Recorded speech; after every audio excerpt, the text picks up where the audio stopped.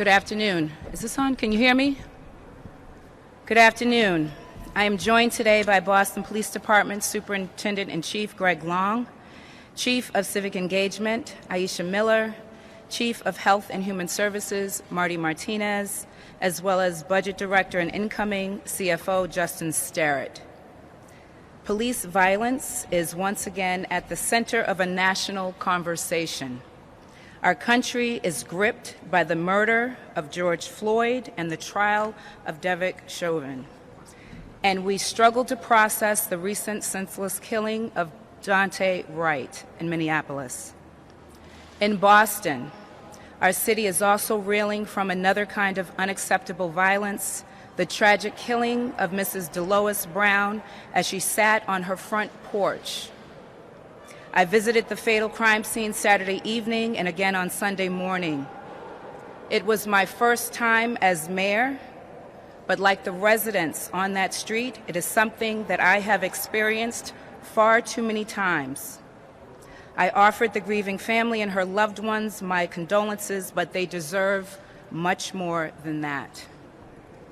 It is outrageous that a grandmother or anyone cannot sit outside on a beautiful spring day without the fear of being shot to death.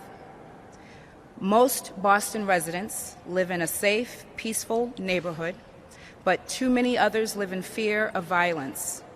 These fears are exacerbated when any officer fails to respect those they are sworn to protect. As mayor, I am committed to ensuring safety, healing, and justice in every Boston neighborhood.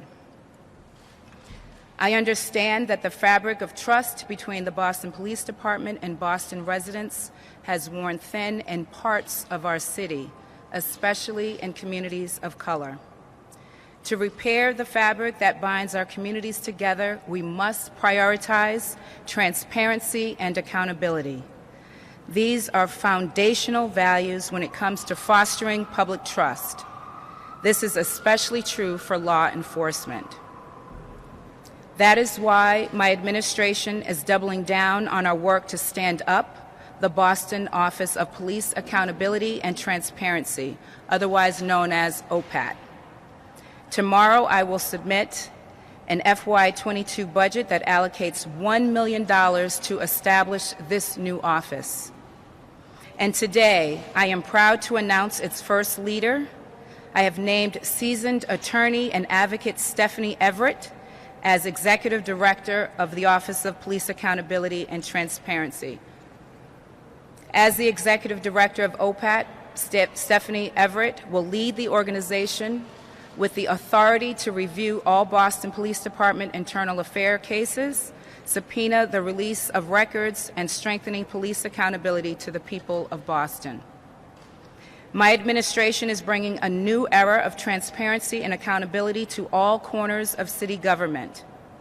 I have directed the city's law department to immediately review Patrick Rose's internal affairs file and redact any information that could compromise the identities of the sexual assault or domestic violence victims. The victims of these appalling crimes must be protected, but transparency cannot wait any longer. I have ordered the release of these redacted internal affairs files as soon as possible. As we now know, an alleged child molester was allowed to remain on the police force and rise through the ranks of the Patrolmen's Union for 2 decades. As a mother and as a grandmother, I was heartbroken and angry to learn that nothing was done to keep Mr. Rose away from children or to terminate him, for that matter, after serious charges were found to be credible by a BPD internal affairs probe in 1995. As mayor, the likes of Patrick Rose will not be protected on my watch, and those who are complicit in abuses of power will be held to account. The release of these files is a first step. OPAT will also conduct an independent investigation of the BPD internal affairs system that allowed a police officer to remain on the job while preying upon children. We must change the way BPD internal affairs works to ensure that this never happens again. Boston's path to safety, healing, and justice will include other policing reforms, including how we spend our tax dollars. My FY22 budget dramatically reduces police overtime expenses. To cultivate a police force that reflects the diversity of our residents, I'm making new investments to expand the police cadet program by 50%. This program removes barriers for candidates of color and creates an inclusive pipeline of talent. This effort will add 20 new diverse officers to the Boston Police Force. My administration will also be reviewing legal cases brought against the force for policies and practices that have already been discontinued due to disparate impacts on officers of color. We will also use housing to help communities heal from violence. When violence strikes at home, survivors, who are often young children, should not have to live at a crime scene. I've charged my Chief of Housing, Sheila Dillon, with developing supports to safely relocate families that have been impacted by homicide. We must reimagine how we respond to crisis in our city. Parts of that includes a planning process for how we respond to mental health crisis. I've asked Chief Long and Chief Martinez to deliver a pilot plan in 90 days to amplify the role of mental health clinicians and reduce the role of police officers in responding to mental health crises. Today, Boston begins a new chapter. As mayor, I will lead a new era of police transparency and accountability. I'm dedicated to ensuring safety, healing, and justice for every resident in all of our neighborhoods.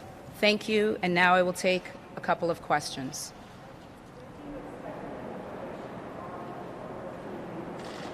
So the Internal Affairs file is currently in our law department here and will be released by the end of this week.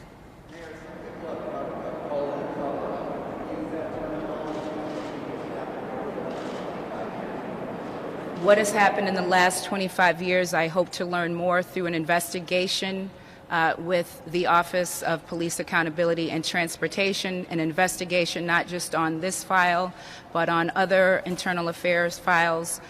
When it comes to this file, we have to ensure that we don't compromise the criminal investigation that is underway with DA Rollins. Was you willing to have support you?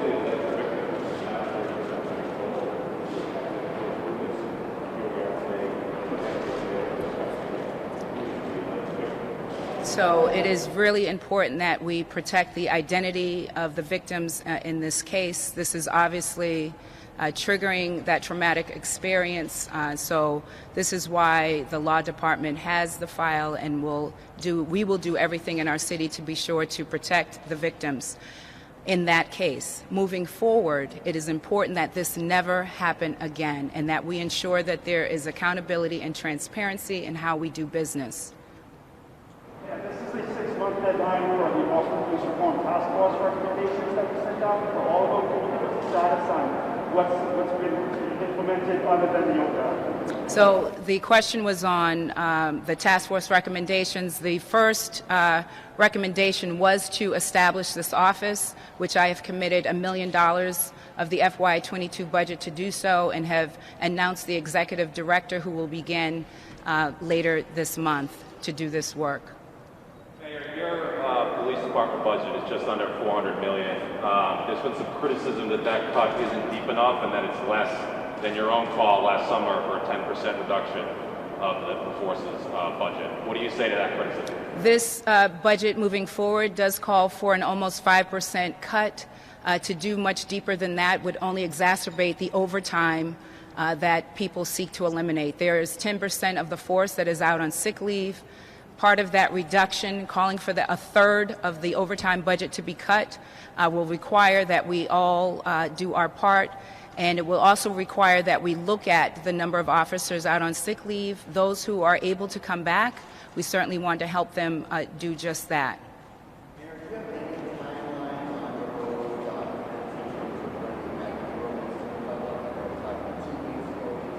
We hope to get that out by the end of this week. The law department has it now to review the file and redact any information that can compromise, that could reveal the identity of the victims. By the end of the week, those will be released, yes. So it is important as we build trust in our community, particularly in communities where trust has been broken. We have a lot of work to do together as a team.